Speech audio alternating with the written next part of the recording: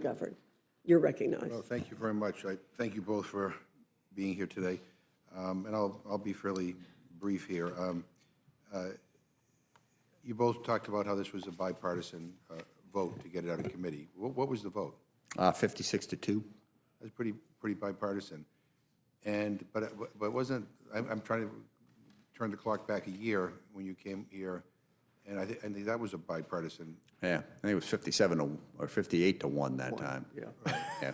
So We lost a little ground this year. right, so Nobody's perfect. Is it fair to say that that if the bill is largely like it is right now, Mr. Smith, that you would vote for it on the House floor? Absolutely, and I suspect we would get 360, 370 votes probably. And so really the danger is whether this gets loaded up with a bunch of culture war amendments that then divide the membership That is here. the principal risk, yes. So we'll see how the rules process goes. You know, you raised an issue that concerns me as well, and that is, you know, the president's domestic use of the military, which I think is a dangerous precedent, and I worry about the impact that it has on military readiness to perform their core missions. But I'm also worried about, you know, what just recently happened. You know, with the reports about the military strike on a vessel in the Caribbean. You know, and I get it. I mean, we all want to crack down on narco traffickers, but this strike against alleged narco traffickers sure seems like a dangerous escalation and potentially an illegal use of military force. I mean, should we be concerned about last week's military strike as well as the president's threat to broaden the use of military force? And the one thing I've kind of come to appreciate after being here for a while, and that is it's easy to get into a war. It's hard as hell to get out of one. But anyway, I know you mentioned it. Yeah, no, I think it's worth focusing on this. To begin with, to date, we have not received any sort of detailed explanation from the White House as to who the target was, what the intelligence was behind it, why the strike was taken, the details. Now, we're supposed to, on a staff level, get a brief tomorrow. We were supposed to get that brief last Friday. Didn't happen. We'll see if it happens tomorrow. So there's no clarity. So there was no notification ahead of the strike, which frequently does happen, certainly to the Gang of Eight, but to others as well. So it's very unilateral action. And then what's the justification for it? Well, typically you use the U.S. military in one of two instances. Either one, you have an authorization for the use of military force, which we've got the 2001 AUF, the 2003 AUF on the books. And as strikes have happened in the Middle East, those have been used as authority.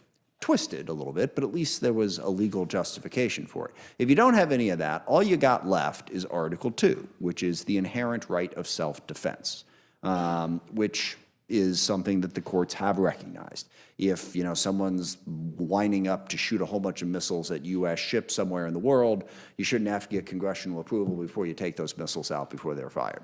There is no way on God's green earth you can say that whatever was in this boat presented any sort of imminent threat to the United States in a military sense of the word. Yes, human trafficking and drug trafficking, they threaten us in a variety of different ways, but if you want to broaden Article 2 to that, we can be bombing everybody anywhere, anytime for 1,000 different reasons, which goes way beyond the true meaning of it. So it's unlawful in that regard. And then second, to your other point, are we going to use the United States military to get into a war with drug traffickers, and what are the consequences of that? Typically, we use the Coast Guard, the DEA, the ATF. We have a whole bunch of different, the Justice Department. We have a whole bunch of organizations whose job it is to protect us from those things. And that delineation between them and the military is important. Once we walk into that, once the cartels know that the United States military is a direct threat to us, we got troops all over Latin America, all right? Now they're targets. How does that play out? And that's the, you know, getting into a war is easy, getting out is hard. I love these people who always say, well, you get into a war, you always have to have an exit strategy. Well, one of my favorite sayings from the military is, the enemy gets a vote. You can have an exit strategy all day long, but the circumstances are going to change. Nobody has an exit strategy when they start a war because you don't know where it's going to go. That's why you need to be so careful about actually starting one. No, and I appreciate that, and I hope that the leaders in this Congress, rather than just kind of rally around the leader instinctively, might actually take some time to do hearings and to actually make sure that we do have a policy and we don't get sucked into a needless war. Just the final thing, and you touched on this a little bit as well. I mean, we've seen the Trump administration take unprecedented action by firing scores of senior military officers, apparently for being perceived as disloyal to the current administration, rather than for actual performance issues. Representative Horsford has an amendment requiring notifications to Congress, including the underlying rationale and process for making the decisions to remove a general or flag officer. For an administration that has touted the importance of merit in the military, can you just talk a little bit about the impact of these firings and the impact they've had on the military and the signal it sends to the force? I mean, I want to make sure that our generals are telling the truth and not telling people what they think they want to hear. But I'd give you a minute. Well, I think you've hit upon, I mean, there's two big things. One, you lose a lot of talent. Right. I mean, General C.Q. Brown was, prior to, Trump firing him apparently for something he said 4 or 5 years ago about the experience of being a black man in the military, was bipartisan, universally respected as one of the best generals we had. So we lost that talent. We lost the guy who was the head of the NSA cyber security, also incredibly talented general. Across the board, you lost all of that talent, to my reference point of when we, gave walking papers to 75% of our cyber force. You're losing a lot of talent. But second is the point you just made. It has a chilling effect. What is it that you're expected to do? Are you supposed to expect to do the thing that's going to make do your job the best protect America? Or are you supposed to do what Donald Trump wants? I mean, it seems like a remarkably petty example, but pulling back that award from Tom Hanks yesterday, an award which, by the way, has been given to actors before, Gary Sinise, because of the work that they did to support the military and support veterans.